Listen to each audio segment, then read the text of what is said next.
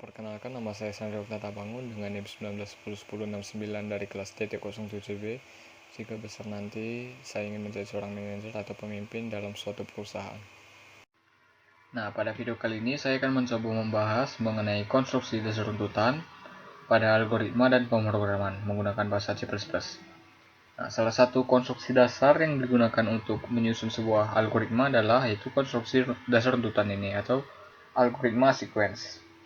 Nah, di dalam struktur runtutan, langkah yang dikerjakan sesuai dengan urutan barisnya. Jadi dapat disimpulkan bahwa konstruksi dasar runtutan ini atau algoritma sequence adalah algoritma yang menjalankan perintah sesuai urutannya.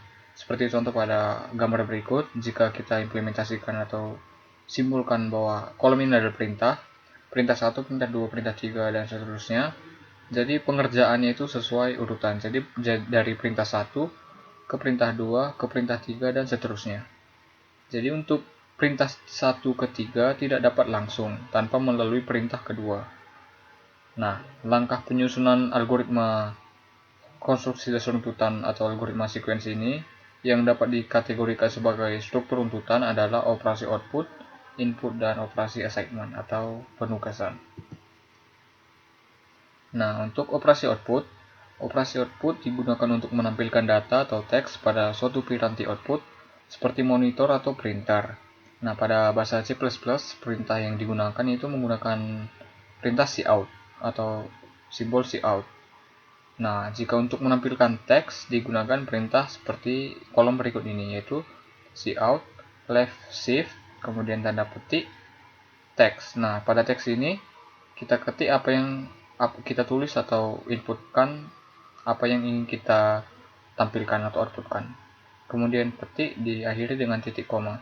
Seperti contoh pada programnya itu in main, integer main, kurung yaitu cout, left shift, kemudian petik selamat datang. Nah, jika program ini di-run akan menampilkan selamat datang berikut. Yang di dalam tanda petik ini yang akan ditampilkan. Nah, jika untuk menampilkan nilai dari suatu variabel digunakan perintah seperti berikut, yaitu cout, left shift, kemudian nama variabel. Nah, perbedaan dari untuk menampilkan variabel dan teks ini yaitu untuk variabel tidak menggunakan tanda petik, sedangkan untuk teks menggunakan tanda petik. Pada contoh program dapat kita lihat bahwa dengan tipe data integer, kemudian variabel luas, inisialisasinya itu ada 10. Nah, jadi untuk menampilkan hasil atau inisialisasi luas ini yaitu 10, yaitu menggunakan perintah cout, left shift, luas, titik koma. Nah, jadi jika di run akan menghasilkan 10, yaitu inisialisasi dari luasnya. Kemudian untuk menggabungkannya atau menampilkan teks dan nilai variabel secara bersamaan digunakan perintah seperti berikut, yaitu cout, left shift, teks, kemudian left shift, nama variabelnya. Jadi pada teks dan nama variabel dipisahkan dengan menggunakan simbol left shift atau simbol lebih kecil ini. Seperti contoh pada program, yaitu tipe datanya integer, variabel luas 10, jika digabungkan itu teksnya itu luas sama dengan dan luas. Ini dalam berupa nilai dan ini untuk teks. Nah, untuk operasi input digunakan untuk meminta suatu masukan dari pengguna atau user melalui piranti input seperti keyboard. Nah, dalam bahasa C++, operasi input menggunakan perintah syn. Seperti penulisannya seperti berikut, yaitu syn, right shift, nama variabel. Nah, perbedaan dari syn dan cout ini, jika syn menggunakan right shift atau lebih besar, sedangkan cout menggunakan lebih kecil atau left shift. Nah, penulisannya itu seperti berikut. int alas. Nah, jika kita ingin menginputkan, inisialisasikan alas berikut, itu menggunakan syn. Jadi, di sini nanti user yang menginputkan suatu nilai. Nilainya tergantung dari usernya sesuai dengan tipe datanya juga. Jika tipe datanya integer akan bilangan bulat, namun jika berbentuk float dia berbentuk koma atau string dalam bentuk kalimat atau kata dan lain-lain. Nah, kemudian untuk operasi yang terakhir atau operasi penugasan atau assignment, yaitu operasi yang digunakan untuk mengeset suatu variabel dengan suatu nilai. Nah, pengesetannya dapat dilakukan secara langsung dan tidak langsung. Untuk secara langsung, Pengesetan secara langsung ini biasanya digunakan untuk proses inisialisasi suatu variabel, sehingga variabel sebelum diproses lebih lanjut. Variabel tersebut sudah mempunyai nilai awal, jadi nama variabelnya kemudian diberi langsung nilainya. Nilainya ini yaitu inisialisasinya. Seperti contoh pada program variabel alas, kita beri inisialisasi 20 dia secara langsung. Nah, kemudian bisa juga seperti ini, dia di dalam tipe datanya langsung diberi inisialisasi. Jika ini dia di bawahnya, sedangkan ini dia di dalam tipe datanya. Nah, perbedaannya secara tidak langsung yaitu nama variabel dan ekspresi. Nah, perbedaannya itu yaitu setelah nama variabelnya. Jika di sini nama variabel sama dengan nilai, di sini menggunakan ekspresi. Nah, ekspresi itu merupakan transformasi nilai menjadi keluaran yang dilakukan melalui perhitungan atau komputasi. Ekspresi ini terdiri dari operan dan operator. Operan adalah objek yang dioperasikan, dan operator adalah simbol yang digunakan untuk memanipulasi operan. Nah, seperti contoh pada program, didapatkan suatu variabel x, y, z. Nah, untuk penginisialisasian z yaitu menggunakan x tambah y. Nah, di sini menggunakan operan dan operator. Operannya itu yaitu x, y, sedangkan operatornya itu yaitu simbol tambah.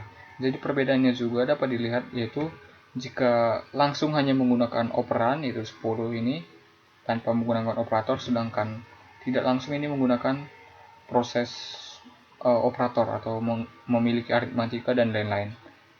Nah, jenis-jenis operator ini yang digunakan sebagai ekspresi tidak hanya aritmatika saja, yaitu dapat digunakan juga sebagai logika perbandingan. Nah, untuk operasi aritmatika itu operasi untuk melakukan suatu perhitungan atau penjumlahan. Hampir sama seperti matematika, fungsinya digunakan untuk menjumlah, mengurang, membagi, mengkali, sisa pembagi atau modulus, inkremen, dan dekremen. Namun untuk simbolnya perlu diperhatikan bahwa untuk perkalian menggunakan simbol bintang, pembagian menggunakan simbol strip, dan modulus menggunakan simbol persen. Nah, untuk inkremen dan dekremen ini, inkremen untuk menambah dengan nilai 1 dan dekremen mengurang nilai 1. Itu dalam contoh penulisannya itu ada terbagi menjadi dua lagi, yaitu pre dan post. Nah, post ini jika variabelnya sebelah kanannya terdapat suatu inkremen atau dekremen, itu disebut dengan post.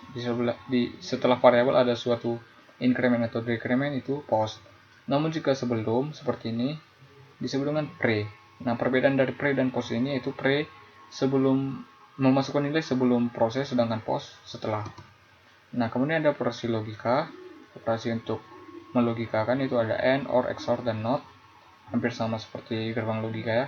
Fungsinya itu ada simbolnya juga AND, OR, XOR, dan negasi atau NOT. Nah, dan operasi perbandingan untuk membandingkan suatu variabel dengan variabel yang lain. Nah, simbolnya dapat dilihat pada tabel. Nah, untuk contoh programnya akan saya buat suatu contoh program untuk mencari volume, keliling, dan luas suatu balok. Nah, flowchartnya dapat dilihat pada layar berikut, yaitu dimulai dengan memberi input pada panjang, lebar, dan tingginya. Nah, setelah diberi input akan diproses ke dalam rumus, yaitu rumus volume itu panjang kali lebar kali tinggi, untuk keliling 4 kali panjang tambah lebar kali tambah tinggi, dan luas ini 2 kali panjang kali lebar tambah panjang kali tinggi tambah lebar kali tinggi. Nah, setelah diproses, hasilnya ini akan ditampilkan, yaitu volume, keliling, dan luas. Nah, setelah ditampilkan, kemudian akan dilakukan perbandingan, yaitu apakah volume lebih besar dari keliling. Nah, kemudian kemudian diproses menggunakan perbandingan lebih besar atau lebih besar. Nah, kemudian setelah volume, apakah luasnya lebih besar dari volume, kemudian diproses, luas lebih besar atau sama dengan volume, kemudian proses.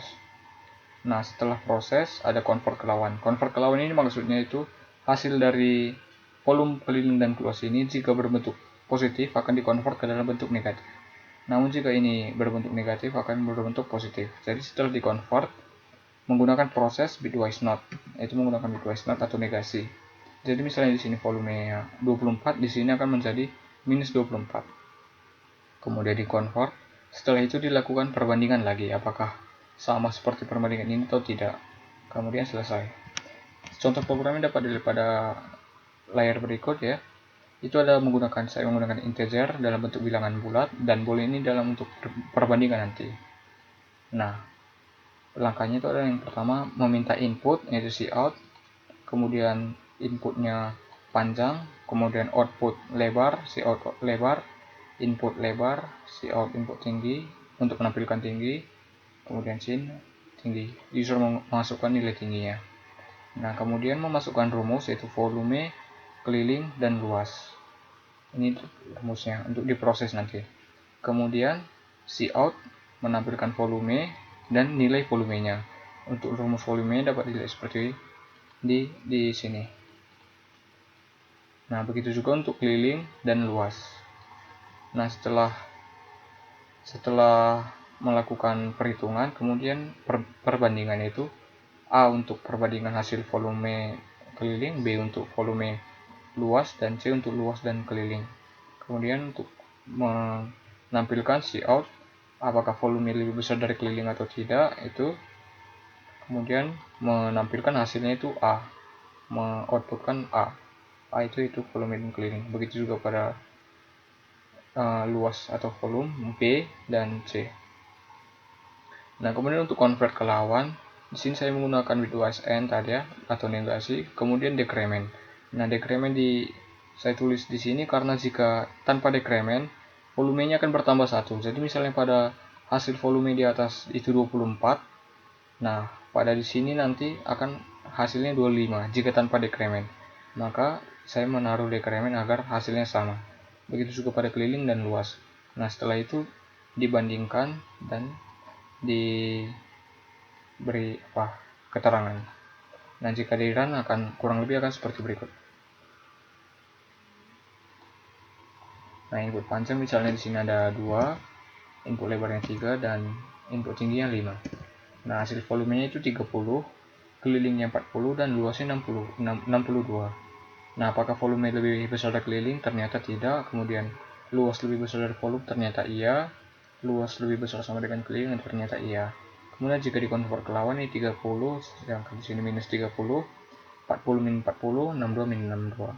Nah, setelah di convert kemudian dibandingkan ternyata berbeda. Nah, jika di sini tanpa decrement tadi seperti yang saya bilang, dia akan bertambah 1. Nah, misalnya ini di run tanpa decrement dan di run. Nah, seperti 2, 3, 5. Nah, di atas kan 30, 40, 62. Sedangkan untuk convertnya 31, 41, 63. Jadi di sini harus diletakkan decrementnya. Nah,